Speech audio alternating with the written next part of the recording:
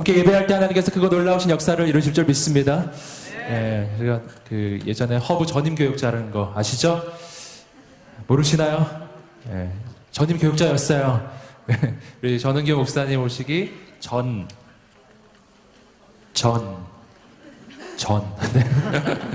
그때 제가 있었어요. 예. 전영기 목사님 또 섬기시는 공동체 와서 너무 감사하고 기쁜 것 같습니다. 우리 전영기 목사님은 저와 함께 우리 오늘이 대청에서 불파라고 불리는 사람들이죠. 할렐루야. 네. 주여 30창에 저는 30창은 하진 않아요. 우리 전영기 목사님과 저가 또 한 가지 공통점이 있는데 많이 먹는다는 거죠. 예. 제가 한테 많이 먹는다고 대청에서 많이 알려져 있었는데 우리 전영기 목사님을 보고서 무릎을 꿇었습니다. 놀라우시더라고요. 예. 삼겹살을 말아서 한 입에 자르지 않는 그 놀라운 역사에 깜짝 놀랐던 적이 있습니다. 예, 우리 목사님과 함께 섬긴 우리 허브 공동체 얼마나 그 열정이 있는지 모르겠습니다. 이 자리가 이렇게 가득 차게 이렇게 채워질 줄 정말 몰랐어요. 제가 있을 때는 이렇게까지는 아니었어요. 날이 갈수록 부흥해가고 날이 갈수록 하나님의 열정이 넘쳐나는 허브 공동체 축복합니다. 네, 우리 좌우에 있는 분들에게 한번 말해주겠습니다. 하나님께서 당신을 통해 놀라운 일을 이루실 것입니다. 아멘. 네. 네, 계속해서 여러분 누가복음의 말씀을 우리가 함께 묵상하고 있습니다. 오늘 본문의 말씀을 보시면은 예수님을 만났던 두 사람의 대조적인 사람이 나옵니다. 한 사람은 시몬이라고 불리는 바리새인이고요. 또 한 사람은 지금 이름이 밝혀지지 않는 한 여인입니다. 이 두 사람은 똑같이 오늘 예수님을 만나고 있습니다. 근데 굉장히 대조적이에요. 시몬이라고 불리는 바리새인은 그 당시에 굉장히 지위가 높은 사람이었고, 그리고 이름이 밝혀지지 않는 이 여인은 창녀였습니다. 죄인이라고 불려지지만 그것은 창녀의 또 다른 이름이었어요. 그는 지위라는 게 아예 없는 사람이었어요. 여러분, 시몬이라고 하는 이 사람은 매우 거룩한 삶을 살았고 사람들로부터 존경받는 사람이었지만, 그러나 이 한 여인은 그 마을에서 왕따였어요. 그 마을 전체에서 시기를 받는 것이 아니라 멸시를 받고 그리고 천대를 받았던 인생이었습니다. 여러분, 여기서 등장하는 시몬이라고 하는 이 바리새인은 오늘 예수님을 초대하는 그 주인입니다. 그러나 이 여인은요, 이 자리에 초대받지 못했던 사람, 불청객이었어요. 이 두 사람 사이에는 얼마나 큰 차이가 났는지 몰라요. 더군다나 이 시몬이라고 하는 이 바리새인은 남자였고, 그리고 이 여인은 우리가 보는 것처럼 그 당시에 절대 사람 대접을 못 받았던 여자였습니다. 여러분, 이 두 사람 가운데 그 당시에 누가 봐도 이날 예수님을 만나서 예수님의 구원의 은혜를 누릴 사람은 바로 지체도 높고 인생도 거룩하고 사람들에게 존경을 받았던 바리새인, 바로 시몬이 예수님을 만나고 예수님의 은혜를 받고 구원을 얻을 거라고 모두 다 생각했을 거예요. 그러나 오늘 말씀을 보시면은 그렇지 않습니다.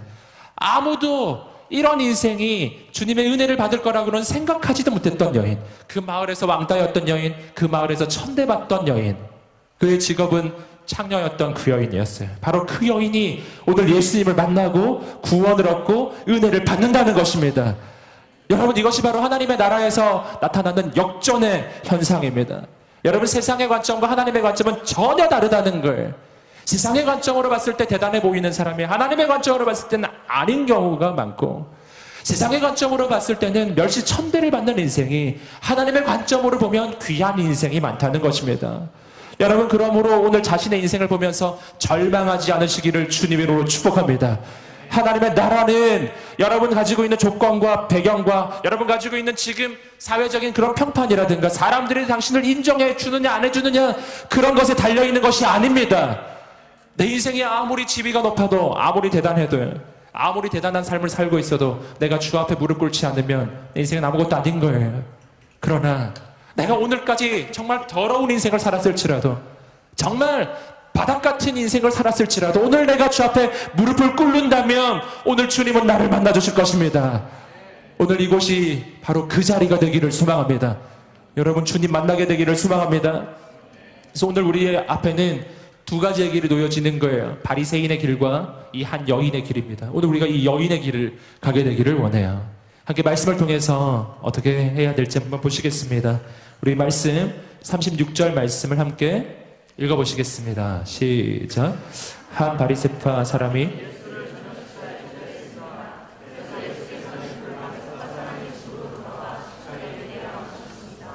네, 오늘 말씀은 이 한 바리새파 사람이 예수님을 초대하는 장면에서 시작합니다. 이 사람이 바로 시몬이라고 불리는 그 바리새인이었습니다.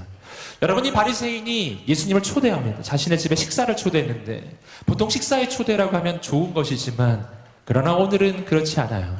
여러분, 이 당시의 바리새인들은 예수님에 대해서 절대로 좋은 마음을 가지고 있지 않습니다. 그것은 오늘 이 말씀의 주인공인 시몬도 마찬가지였어요. 이 사람이 똑같은 마음을 가지고 있었다는 것은 우리가 아까 읽으셨던 본문에서도 발견합니다.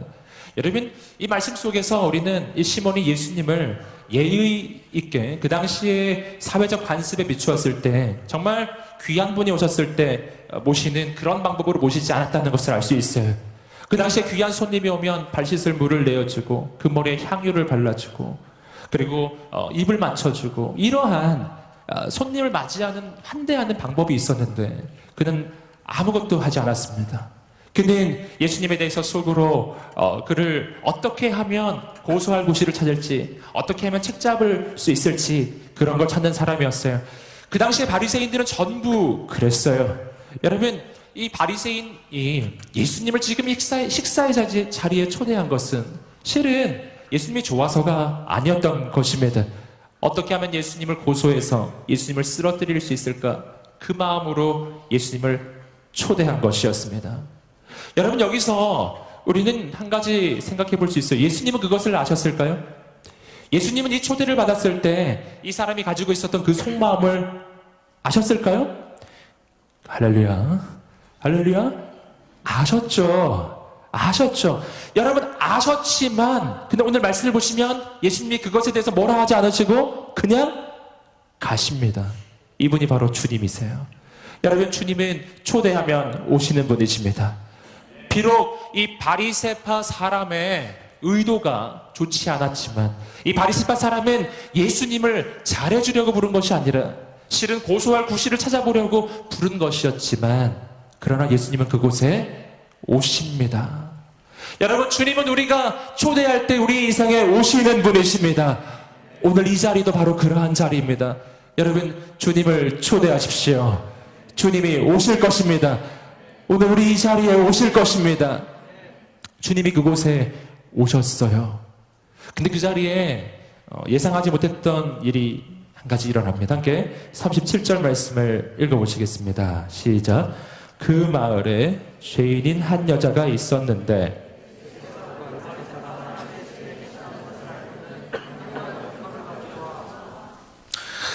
(37절) 말씀 보시면은 예상하지 못했던 한 사건이 일어납니다. 그것은 거기에 초대받지 않는 한 여자가 거기에 등장한 것이었습니다. 아까도 말씀드렸듯이 이 여자는 그 마을에서 뭐라고 불리는 여자냐면은 37절 말씀을 보시면 성경은 이렇게 이야기하고 있죠. 죄인인 한 여자.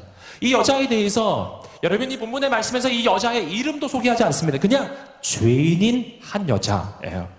여러분, 이 사람은 그 마을에서 그냥 그 여자 이름만 대면은요 모든 사람이 아는 여자였던 거예요. 이 여자는 그냥 그 이름만 대면 죄인 이렇게 통하는 여자였고요. 여기서 여자를 향해서 그는 죄인이야 라고 부를 때 이 죄인이라고 하는 말의 의미는 아까 처음에도 말씀드렸듯이 이것은 그의 직업이 창녀였을 가능성이 매우 높다는 것을 의미합니다. 그는 이 마을에서 멸시와 천대를 받던 인생이에요. 여러분, 왕따를 당하던 인생이었다고요. 여러분, 이 사람의 인생은 이곳에 올 수가 없었던 인생이었다는 것입니다.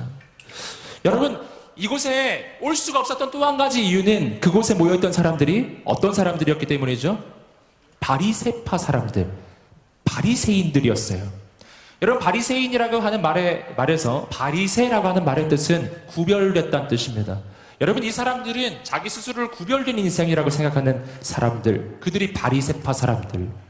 여러분, 이들은 삶 자체는 굉장히 거룩했습니다. 마음속은 그러하지 못했지만 삶은 거룩했고 그리고 그들은 절대로 죄인들하고는 만나지도 않는 사람이에요. 죄인들하고는 상종도 하지 않습니다. 오늘 이런 죄인인 한 여자, 이 여자하고 접촉하거나 만나면 자기 인생이 부정해진다고 느끼는 바로 그런 사람들이었어요. 여러분, 그런 사람들이 모여있는 그 자리에 이 죄인이라고 불리는 여자, 이 여자가 가는 것은 정말 위험한 일이었어요. 무슨 일을 당할지 모르는 거예요. 여러분, 그 당시 아시죠? 여러분, 가늠하다가 현장에 잡힌 여자는 돌로 쳐서 죽일 수도 있는 거예요. 여러분, 그 자리는 굉장히 위험한 자리예요. 어떤 어려움을 당할지 모르는 자리인데, 근데 이 여인이 어떻게 했다고요? 그곳에 갔다라는 것입니다. 그곳에 갔다라는 거예요. 모든 위험을 무릅쓰고 모든 위험을 감수하고 그곳으로 갔습니다. 어떻게 갈 수 있었을까요? 여러분, 여기서 우리는 이 여인이 주님을 향해 가지고 있었던 갈망을 발견합니다. 함께 한번 말해보시겠습니다. 예수님을 향한 갈망. 할렐루야. 예수님을 향한 갈망이에요. 예수님을 오늘 만나면 안 되겠다고, 만나지 않으면 안 되겠다고 하는, 오늘 주님이 없이는 나는 살 수가 없다고 하는 그 갈망이 이 여인에게 있었습니다. 그래서 그 어떤 어려움도, 그 어떤 위험도, 그 어떤 멸시도 천대도 감수하는 거예요. 이 여자가 그 자리에 나타났을 때 그곳에 있는 바리새파 사람들이 이 여자를 어떻게 봤겠어요? 그를 바라보는 냉대 시선과 멸시의 시선, 저 여자가 여기 왜 온 거야? 라고 하는 그 사람들의 그 시선, 그런 거와 관계없이 이 여자는 그곳에 옵니다. 뭐를 위해서? 함께 따라보겠습니다. 예수님을 만나기 위해서. 할렐루야. 모든 것을 감수하는 것입니다. 여러분, 그렇다면 이 여인의 이 갈망은 어디서 나오는 겁니까? 왜 이렇게 이 여인은 예수님을 갈망하는 거죠? 여러분, 그 까닭은 이 여인의 인생이 너무나 힘이 들었기 때문이에요. 여러분, 이 여인이 죄인이었던 여자, 죄인이라고 불린다는 이 한 가지 사실만으로 우리는 이 여인이 가지고 있는 인생이 얼마나 힘들었는지 짐작해 볼 수가 있습니다. 이 여인은 마을에서 왕따이고요. 여러분, 이 여인은 직업이 창녀예요. 아무도 그를 인격체로 대해주지 않습니다. 아무도 이 여자를 있는 그대로 봐주지 않는다고요. 이 여자를, 모든 사람은 이 여자를 비난하거나 아니면 자기 욕심을 위해서 이 여자를 이용하거나 둘 중에 하나예요.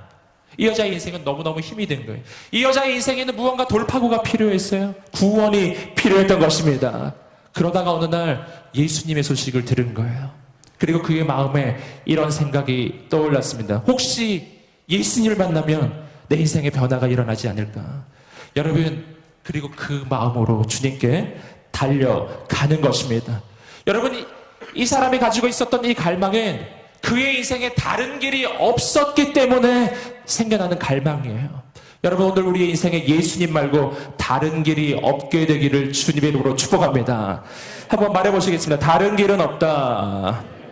아멘. 예수님 한 분 말고 다른 길이 없었어요. 이 여인에게는 다른 사람도 없었어요. 찾을 사람도 없었어요. 주님께 달려가는 것입니다. 여러분, 그런데 그럴 때 우리 마음에 드는 생각이 있죠. 오늘 이 여인을 향해서 사람들이 가지고 있었던 바로 그 생각입니다. 저런 더러운 여인이 어떻게 이곳에 올 수 있느냐 하는, 저런 더러운 여인이 어떻게 이 바리새파 사람들이 모이는 곳에, 어떻게 예수님이 있는 곳에 올 수가 있느냐 하는 것이 사람들의 생각이었어요. 여러분, 이것은 사람들의 생각이기도 하고 오늘 우리의 생각이기도 합니다. 때로 우리가 우리의 인생이 더럽다고 느껴질 때가 있어요. 실수했을 때, 부족했을 때, 죄를 지었을 때, 주 앞에 달려오기에는 내 인생이 너무 더럽다고 느낄 때가 있어요. 저는 오늘 여러분을 격려하고 축복합니다. 내 인생이 더럽다고 느낄수록 더 주께 달려오시기를 주님으로 축복합니다. 아멘. 한번 옆 사람에게 말해주겠습니다. 너의 인생이 더럽다고 느낄수록 더 주님께 달려와라. 더 주님께 달려오셔야 돼요. 여러분, 이것이 오늘 우리가 주님 앞에 나오는 이유입니다. 내 인생이 죄를 지었다고 느껴질 때, 내 인생이 실수했다고 느껴질 때, 내 인생이 바닥에 있다고 느껴질 때 더 주께 달려오시기를 주님으로 축복합니다. 이거 뭐하고 비슷하냐 하면은 우리가 목욕탕에 갈 때 여러분 몸이 더럽기 때문에 목욕탕을 가는 거예요. 어떤 사람이 만약 이렇게 말한다면 이상한 거예요. 어떤 사람이 목욕탕에 가는데 내가 너무 더러워서 목욕탕에 가기에는 내가 너무 더러워. 목욕탕에 가서 내 모습을 보면 사람들이 날 뭐라고 할까? 너무 더러운데 집에서 때 한번 밀고 가야겠다. 여러분, 집에서 때 밀면은 목욕탕에 갈 필요가 없는 거예요. 오늘 우리가 목욕탕에 가는 이유는 깨끗하기 때문에 가는 게 아니라 더러워서 가는 것입니다. 할렐루야. 교회 오는 것도 마찬가지예요. 오늘 우리가 교회 나올 때, 오늘 이 예배에 나올 때 왜 오는 겁니까? 내가 깨끗하고 온전하기 때문에 주 앞에 오는 것이 아니라 내가 부족하고 더럽기 때문에, 내가 실수를 안 했기 때문에 오는 것이 아니에요. 내가 실수를 했기 때문에, 내가 너무 불완전하기 때문에, 나는 예수님이 없이 살 수가 없기 때문에 이곳에 오는 것입니다. 아멘. 절대로 여러분 인생에 실수가 있을 때 그것 때문에 예배를 포기하지 않게 되기를 주님으로 축복합니다. 무조건 오는 거예요. 예배는 계속되어야 합니다. 옆 사람에게 또 말한 적이 있습니다. 무슨 일이 있어도 예배는 계속되어야 한다. 아멘. 우리에게 그러한 하나님의 역사가 있게 되기를 주님으로 축복합니다. 함께 계속해서 38절의 말씀을 읽어보시겠습니다. 38절입니다. 시작. 예수의 뒤로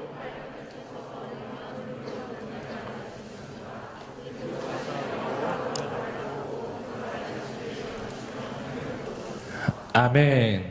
굉장히 기막힌 장면입니다. 오늘 말씀에서 가장 하이라이트가 되는 장면인데 38절의 말씀을 보시면 이 여인은 예수님께 올 때 그냥 오진 않았어요. 향유가 든 옥합을 가지고 왔었습니다. 가장 귀한 것을 들고 온 거죠. 근데 예수님이 있으신 그곳, 바로 바리새파 사람들이 쭉 모여있고요. 그곳에 예수님이 함께 계십니다. 거기에 이 여인이 등장을 한 거예요. 여러분, 그런데 오늘 말씀을 보시면 놀라운, 좀 이상한 현상이 일어납니다. 이 여인이 그곳에 등장해서 예수님 옆에 갑니다. 예수님 바로 뒤에 섰어요. 여러분, 그곳에 서자마자 이 여인은 눈물을 흘리기 시작했어요. 울기 시작했다는 것입니다. 여러분, 오늘 말씀을 보시면 이 여인이 얼마나 울었는지 나와요. 그 눈물이 떨어져서 어느 정도까지?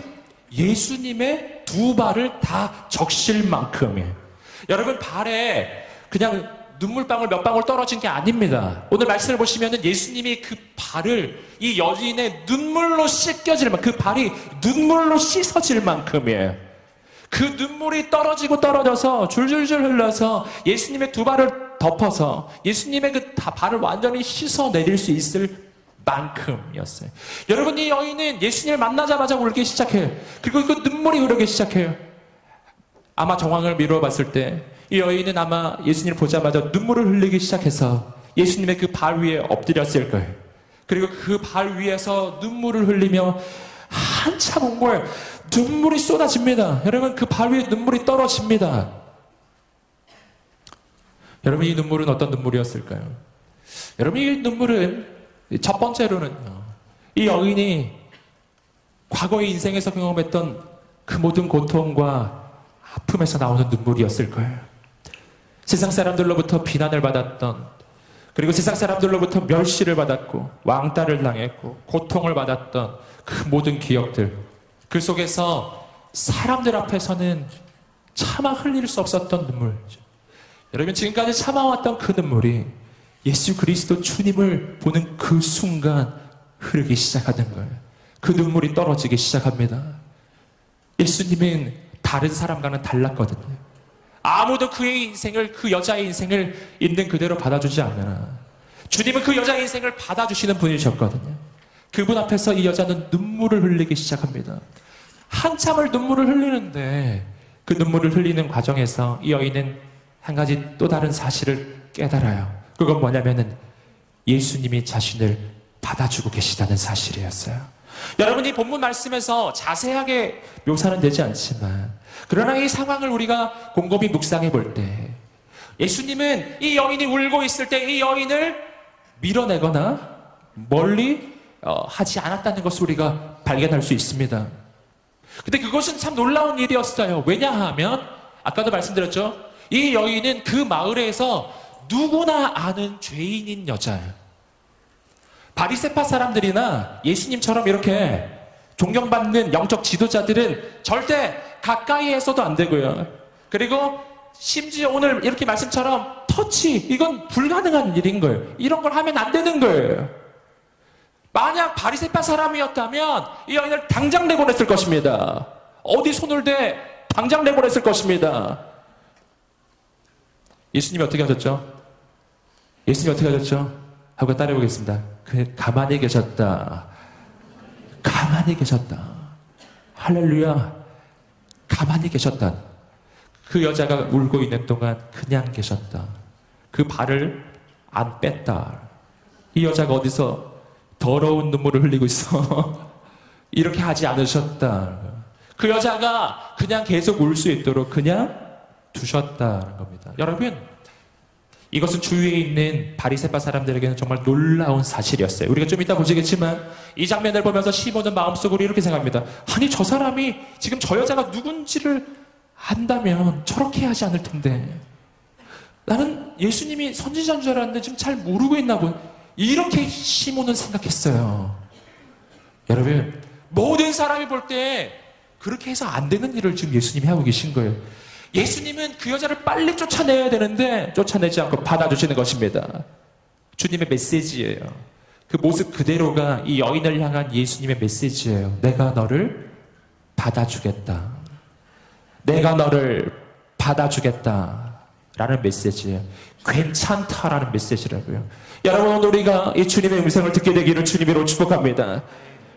여러분, 세상에서 이 여인이 한 번도 받아볼 수 없었던 용납, 용서와 사랑을 이 여인은 경험합니다. 주님의 그 임재 앞에 있는 거죠. 주님이 그 여인 바로 앞에 계셨어요.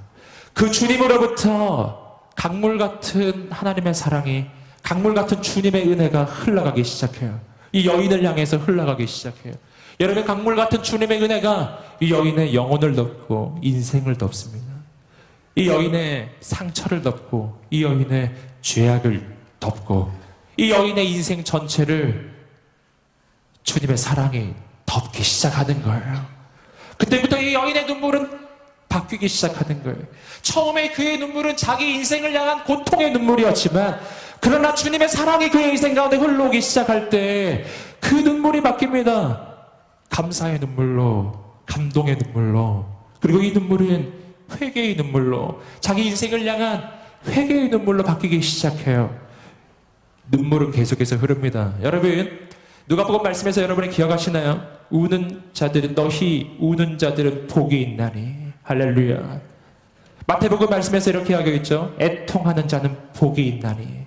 여러분, 신앙에 있어서의 가장 중요한 핵심이에요. 여러분, 오늘 살아계신 하나님을 만날 때 우리 인생에 눈물이 있게 되기를 주님 이름으로 축복합니다. 눈물이 회복되시기를 주님 이름으로 축복합니다. 주 앞에 나아갈 때 눈물이 회복되어야 돼요. 이 여인이 흘렸던 그 눈물처럼 자기 인생을 바라보며 고통스러운 기억이 있습니까? 아픔이 있습니까? 오늘 이 예배, 오늘 이 말씀 후에 기도하며 나갈 때 여러분, 그것을 주 앞에 내어놓으시기를 주님으로 축복합니다. 눈물을 흘리십시오. 사람 앞에서 흘리는 거 아니에요. 오늘 말씀에서 주목할 것은 뭐냐면은 이 여인은 사람 보지 않고 예수님을 보았다는 것입니다. 아시겠죠? 옆 사람에게 한번 말해주겠습니다. 사람을 보지 말고 예수님만 바라보자. 아멘. 사람 안 보는 거예요. 특히 예배의 자리에서는 절대로 사람 보지 않는 것입니다. 여러분, 기도할 때 내 옆에 있는 사람이 혹시 내 기도를 들으면 어떡하지? 기도 내용을 좀 선별해서 하는 거죠. 그래서 혹시 들어도 될 만큼만 기도하는. 내 앞사람이 내 기도를 들으면 어떡하지? 앞사람 뒤통수에다가 기도하기가 힘들죠? 여러분, 할렐루야. 오늘 사람 보지 마시고요, 주님 바라보며 기도하시기를 주님의 이름으로 축복합니다. 할렐루야. 우리의 기도는 예수님 앞에서 하는 거예요. 내 옆 사람이 들어도 상관없어요. 할렐루야. 아멘. 갑자기 아멘 작아지시는군요.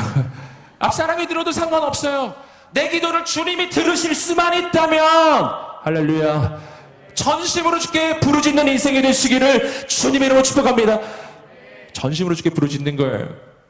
오늘 이 여자처럼 주님만 붙는 것입니다.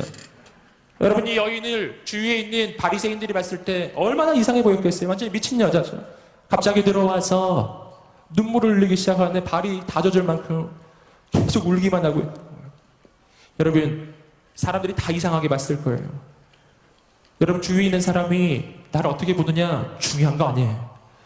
주위에 있는 사람이 나를 좀 이상하게 볼지 몰라요. 그래도 내가 오늘 주님을 만날 수만 있다면 그 한순간 사람들의 시선을 무시하십시오. 그리고 주님을 만나십시오. 그러면 나의 인생이 영원히 바뀔 것입니다. 오늘 옆 사람 신경 쓰다가 여러분 주님을 못 만나면 누구 손해인가요? 누구 손해죠? 옆 사람 손해인가요? 내 손해죠, 내 손해. 여러분, 내 옆 사람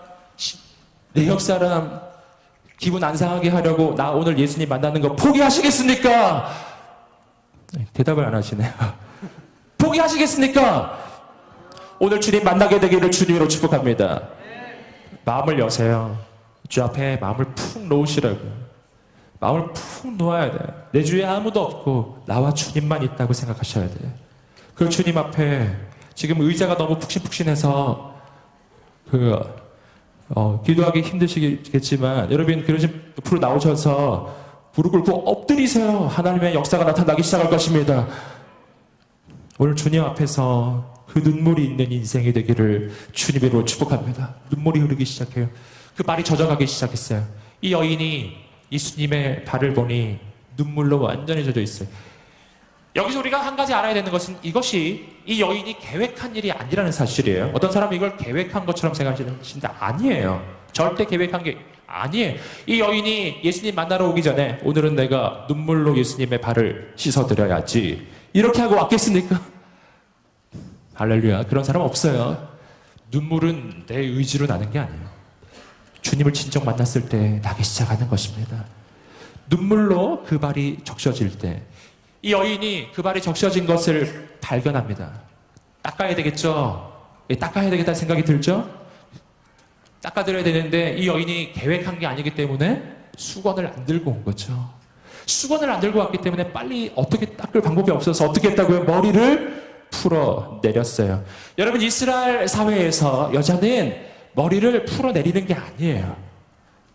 머리를 반드시 올립니다. 그렇죠? 머리를 올린다고요. 이 여자가 머리를 올리고 있다, 머리를 풀어내렸다. 이거 굉장히 수치스러운 일이에요. 굉장히 수치스러운 일이기도 하고 만약 머리를 풀어내렸다 그러면 이건 그의 인생에 굉장히 수치스러운 일이 일어났다는 말이기도 한 것입니다. 여러분 여자가 머리를 풀어내리는 것은 이 당시 사회에서 수치스러운 일이었는데 근데 이 여인이 그것을 마다하지 않습니다. 머리를 풀어내려서 자기 머리카락으로 예수님의 발을 닦기 시작합니다. 그리고 그 발에 입 맞추기 시작합니다. 여러분 바로 이 모습이에요. 여러분 이 여인은 예수님 앞에 어떤 자세로 있죠? 함께 말해보겠습니다. 꿇어 엎드려 있다. 꿇어 엎드려 있는 거예요. 이 여인이 꿇어 엎드려 있습니다. 이 자세는 정확하게 어떤 자세냐 하면은 이런 자세예요. 함께 따라해보겠습니다. 종의 자세. 정확하게 종의 자세예요. 주인과 종의 자세. 이 여인이 종의 자세를 가졌을 때 어떻게 됐죠? 함께 따라해보겠습니다. 종의 자세를 가졌을 때 예수님께 가장 가까이 간다. 할렐루야. 주께 가장 가까이 가. 얼만큼? 예수님을 터치할 만큼이에요.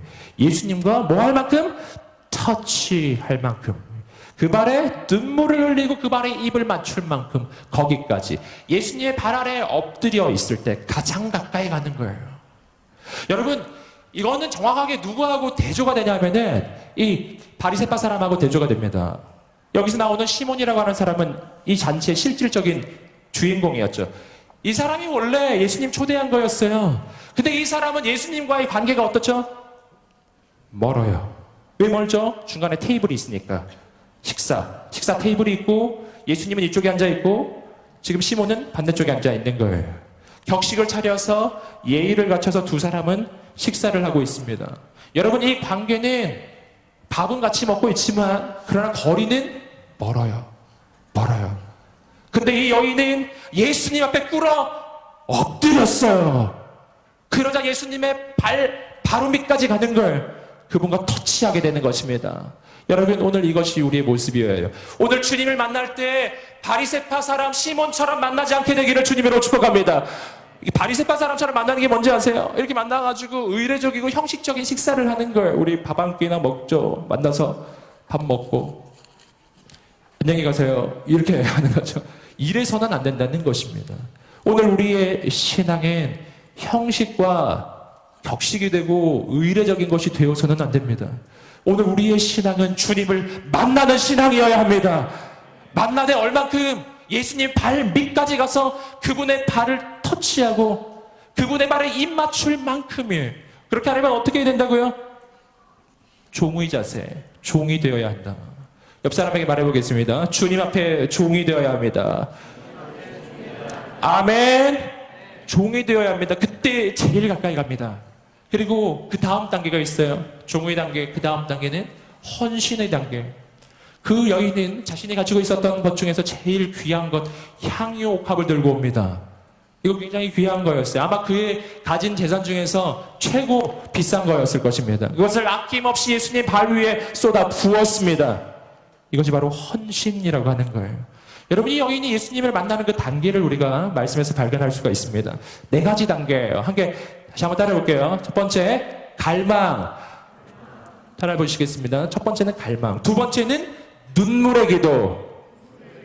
예수님을 갈망하고 두 번째로 눈물로 기도하는 거예요. 세 번째, 섬김. 어떤 자세로? 종의 자세로 섬김. 네 번째, 마지막 단계입니다. 함께 따라해 보겠습니다. 헌신. 이렇게 갔을 때 이 여인의 인생은 영원히 변화됩니다. 오늘 우리가 주님을 갈망하게 되기를 주님으로 축복합니다. 눈물로 기도하시기를 주님으로 축복합니다. 주님을 종처럼 무릎 꿇고 엎드려 섬기게 되기를 주님으로 축복합니다. 그리고 주 앞에 헌신하게 되기를 주님으로 축복합니다. 그럴 때 우리의 인생이 어떻게 된다고요? 영원히 바뀔 것입니다. 지금과는 달라질 것입니다. 이 여인이 인생이 바뀌고 있어요.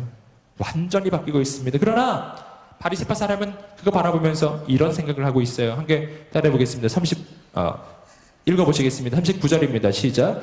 예수를 초대한 바리새파 사람이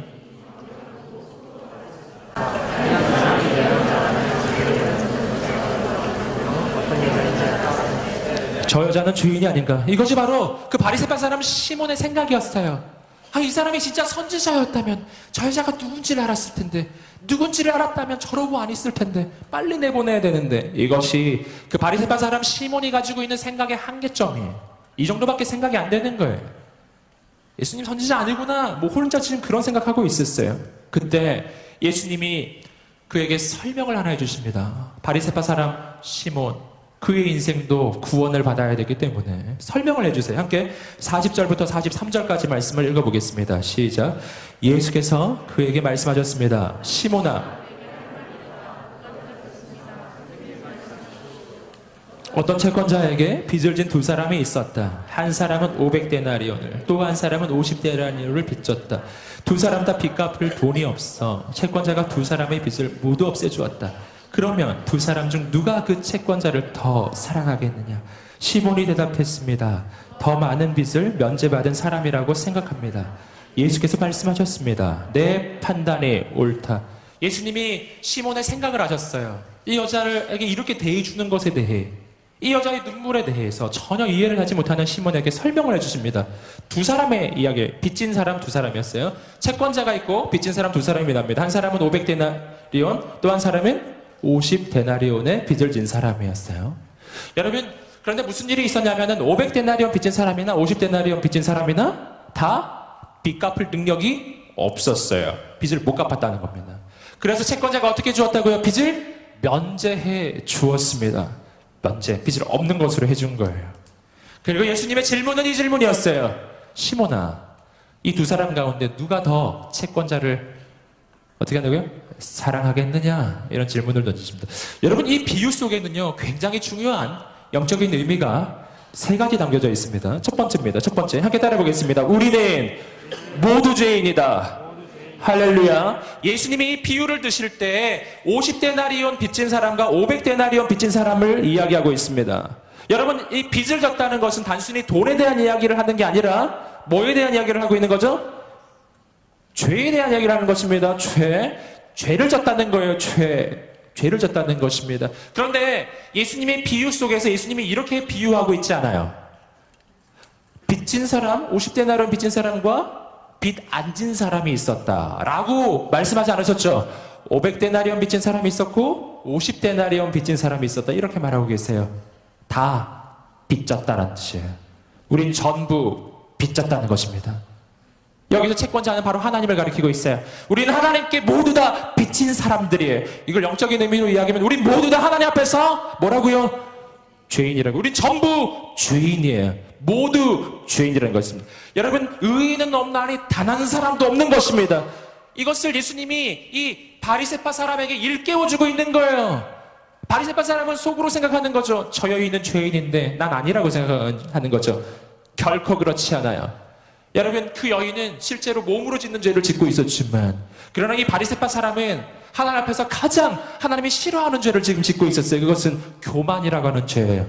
나는 괜찮다고 하는, 나는 의롭다고 생각하는 그 교만의 죄. 여러분, 누구의 죄가 더 클까요? 사람 보기에는 이 여인의 죄가 더 크지만 하나님 보시기에는 아니라니까요. 하나님 보시기에는 이 사람, 이 바리새파 사람이 더 클 수도 있어요. 죄 없는 사람은 없는 거예요. 전부 죄인입니다. 이것이 성경이 가르치는 우리 인생의 본질이에요. 이걸 오늘 깨닫게 되기를 주님으로 축복합니다. 두 번째입니다. 두 번째는 뭐냐면 함께 따라보겠습니다. 우리에게는 죄를 해결할 방법이 없다. 이것이 이 비유가 말해주는 두 번째 영적인 의미입니다.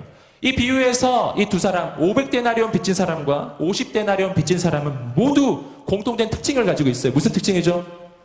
빚 갚을 능력이 없었어요.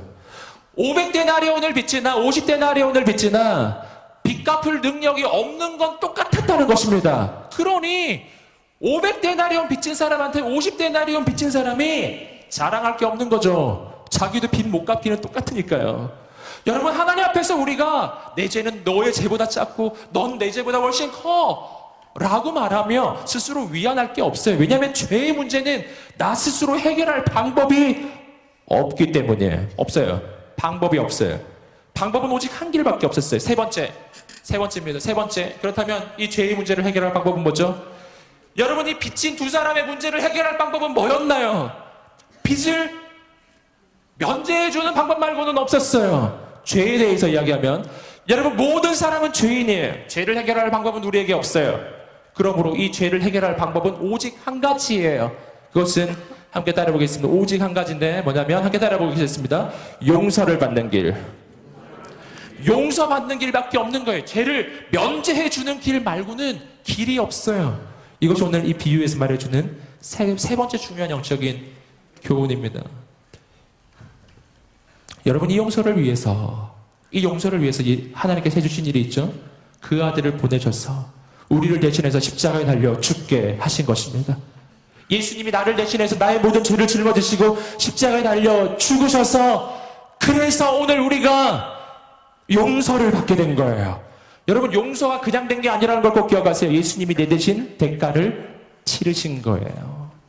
이것이 용서받는 아주 중요한 이유입니다. 여기서 한 가지 더 주목할 것, 42절의 말씀을 다시 한번 보세요. 42절의 말씀을 다시 한번 자막으로 보여주세요. 읽어보겠습니다. 시작. 두 사람 다 빚 갚을 돈이 없어. 그러면 두 사람 중 누가 그 채권자를 더 사랑하겠느냐?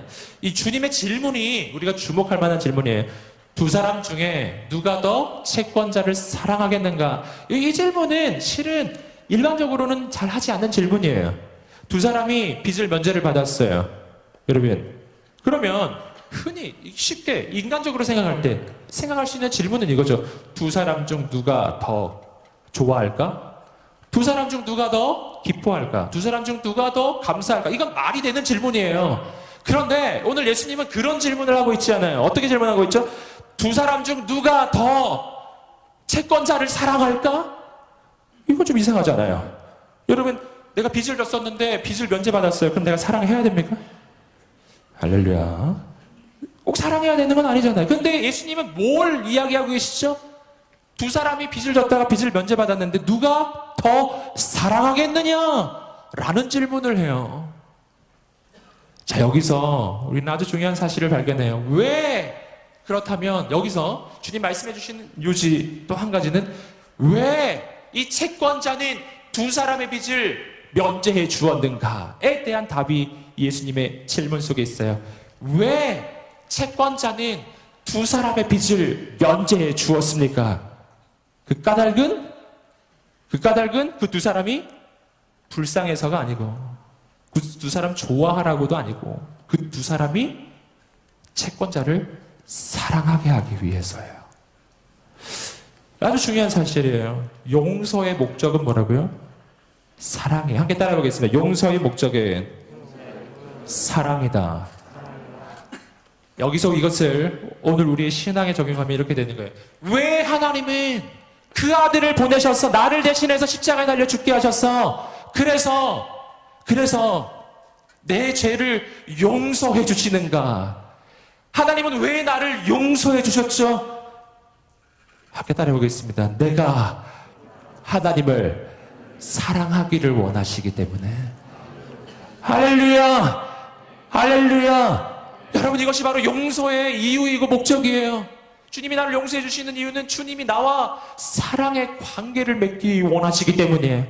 여러분, 이 사랑의 관계는 굉장히 단순합니다. 여러분, 하나님은 나를 사랑하십니다. 영원 전부터 영원까지 하나님은 당신을 사랑하십니다. 아멘. 그 사랑이 있어요. 하나님이 주시는 사랑은 이미 있는 거예요. 그렇다면 사랑의 관계가 성립되려면 뭐만 하면 되죠? 내가 응답하기만 하면 돼요. 함께 따라해보겠습니다. 내가 응답하기만 하면 하나님과 영원한 사랑의 관계가 시작된다. 아멘. 그 사랑의 관계를 여시기 위해서 하나님은 그 아들을 보내셔서 십자가에 달려 죽게 하신 거예요. 여러분, 오늘 그 하나님을 만나게 되기를 주님으로 축복합니다. 하나님과 영원한 사랑의 관계가 시작되기를 하나님이 원하세요. 근데 이 사랑은요, 이 사랑은 어떤 사랑이냐면은 내가 막 용서를 받았으니까 억지로 사랑하는 게 아니라 내가 정말 하나님 안에서 예수 그리스도의 그 십자가 인생으로 내가 용서받은 인생이라는 것을 내가 깨달으면, 내가 그것을 경험하기만 하면 그 사랑은 내가 의도를 가지고 의지를 가지고 사랑해야만 사랑할 수 있게 되는 것이 아니라 내 안에서 저절로 흘러나기 시작한다는 것입니다. 사랑은 내 안에서 솟아나기 시작할 거예요. 아멘. 오늘 그 주님의 사랑이 우리 인생에 있게 되기를 주님으로 축복합니다. 계속해서 47절과 48절의 말씀을 읽어보시겠습니다. 시작. 그러므로 내가 내게 말한다. 이 여인은 많은 죄를 용서받았다. 그러나 적게 용서받은 사람은 적게 사랑한다. 그러고 나서 여인에게 말씀하셨습니다. 내 죄들이 용서받았다. 자, 여기서 우리가 또 한 가지 주목해서 생각할 것이 있어요. 지금 47절의 말씀을 보시면 중요한 메시지가 하나 나와요. 그러므로 이 여인은 많은 죄를 용서받았다. 라고 했고, 그 다음에 뭐라고 됐죠? 그것은 이 여인이 나를 많이 뭐였기 때문이다? 사랑했기 때문이다. 자, 이 메시지는 이 앞에 나왔던 비유하고 반대의 메시지라는 것을 아시겠습니까? 아시겠나요? 예, 앞뒤가 약간 모순이라는 것을 발견하셔야 돼요. 앞에 비유에서는 뭐라고 말했냐면은 용서를 받았기 때문에 사랑하게 된다 라고 나와요. 할렐루야. 아시겠죠? 빚을 면제받았기 때문에 사랑하게 되는 거예요. 그것이 비유의 메시지입니다. 근데 예수님이 47절에서는 거꾸로 이야기하고 있어요. 이 여인이 용서를 받은 이유는 사랑하기 때문에 용서를 받은 것이다. 여기서 우리는 질문해 볼 수 있어요. 앞에 비유의 메시지와 47절의 메시지는 정확하게 반대예요. 용서받았기 때문에 사랑할 수 있게 되는 걸까요? 아니면 사랑하기 때문에 용서받는 걸까요? 어느 쪽일까요? 할렐루야. 어느 쪽일까요? 할렐루야. 우리가 하나님으로부터 용서를 받았기 때문에 우리가 하나님을 사랑하게 되는 것입니까? 아니면 우리가 하나님을 사랑하기 때문에 우리는 하나님으로부터 용서를 받는 것입니까? 두 가지가 다 나오니까 함께 외쳐보겠습니다. 둘 다.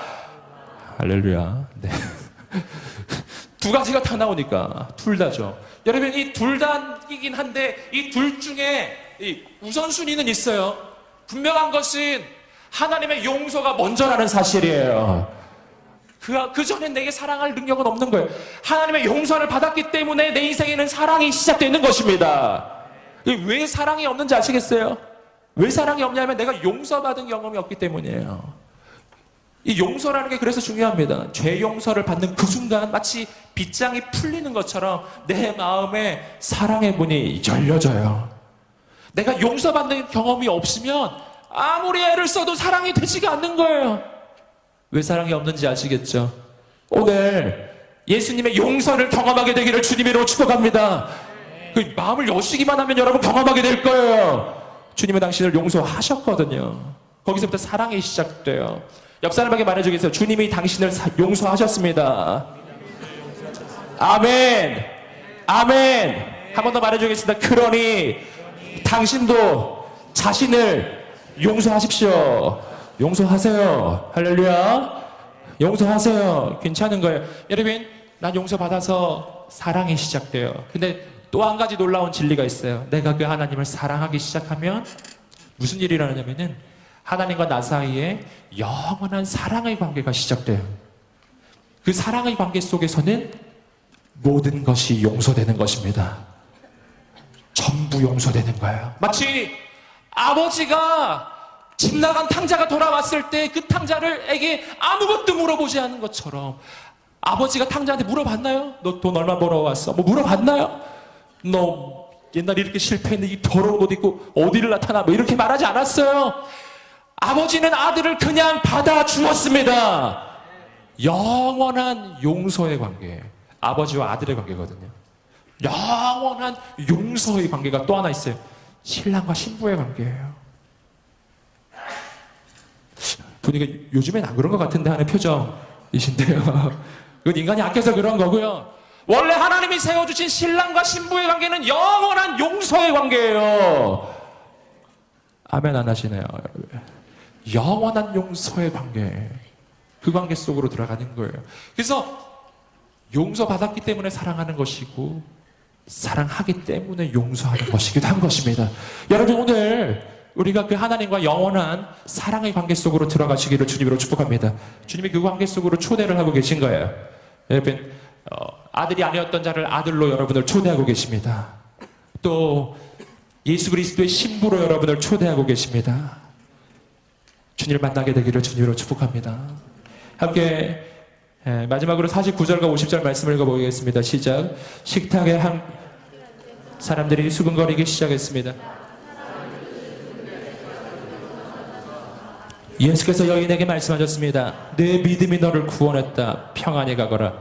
마지막 부분만 우리 함께 보겠습니다. 내 믿음이 너를 구원했다. 아멘. 놀라운 메시지가 또 나왔어요.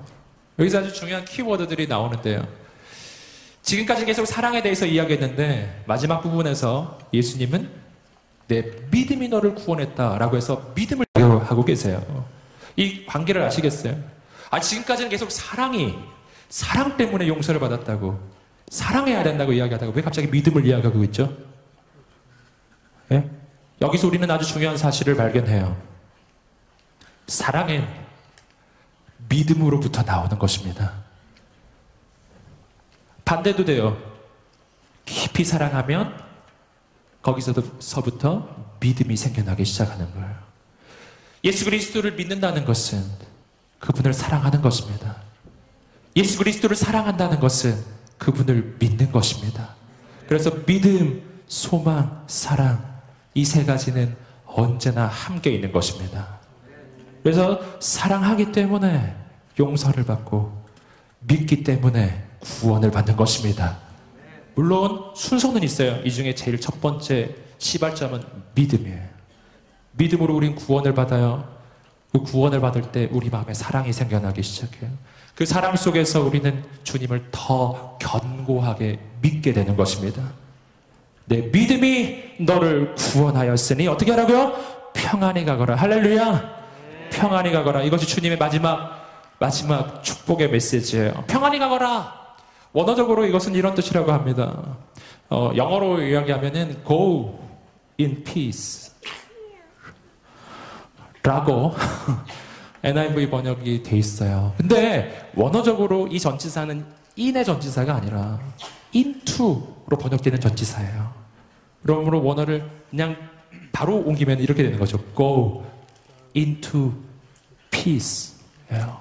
즉 평안에 가거라 라는 말은 또 다른 말로 하면 함께 따라해 보겠습니다. 평안 속으로 가거라. 아멘. 이건 다른 말로 하면 이렇게 되는 거예요. 이제부터 너의 삶은 평안의 삶으로 바뀔 것이다. 함께 따라해 보겠습니다. 너의 인생은 평안 속으로 들어가는 거야. 아멘. 여러분, 이 여인의 인생에 뭐가 바뀌었죠? 바뀐 게 없잖아요. 이 여인이 예수님을 만나기 전과 후에 바뀐 게 뭐가 있죠? 삶의 조건이 바뀌었나요? 상황이 바뀌었나요? 뭐가 바뀌었죠? 바뀐 게 아무것도 없는데 왜 전에는 평안이 없었는데 이제 평안 속으로 들어가는 것입니까? 바뀐 것이 하나가 있죠. 뭐가 바뀌었죠? 그 전까지 이 여인은 혼자였지만 이제부터 이 여인은 혼자가 아닌 거예요. 주님과 함께하는 삶이 시작되는 것입니다. 여러분, 주님과 함께할 때 우리 인생에 어떤 문제가 있든 어떤 상황이 있든 우리 인생에 평안이 시작될 것입니다. Go into peace. 여러분, 여러분의 삶 가운데 평안의 삶이, 평강의 삶이 바로 지금 이 순간부터 시작될 것입니다. 그건 나의 조건과 상황에 달린 게 아니에요. 나와 함께 하시는 주께 달린 것입니다. 아멘. 주님이 이 한 많았던 여자, 이 슬픔 많았던 여자를 그런 인생으로 초대하고 계십니다. 오늘 주님이 여러분을 초대하고 계십니다. 이렇게 살고 싶지 않으세요?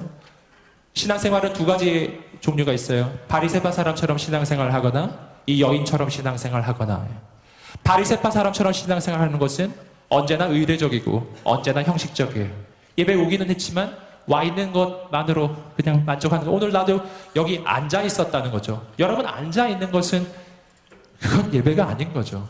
여러분, 이 바리새파 사람은 언제나 형식과 격식만 차리고 있었으나 주님을 진짜 만나지는 못했어요. 여러분, 이 여인에게는 형식과 격식이 없어요. 그냥 꿇어 엎드려 버립니다. 그냥 울어버립니다. 그냥 울어버려요. 사회적으로는 이상해요. 그런데 그런 사람이 주님을 만납니다. 예. 그런 사람이 주님을 만납니다. 오늘 이 기쁨 올 이 자리가 하나님 앞에 격식 차리는 자리 되지 않으시기를 주님의 이름으로 축복합니다. 격식 차리지 마시고요. 전심으로 가는 거예요. 눈물을 흘리십시오.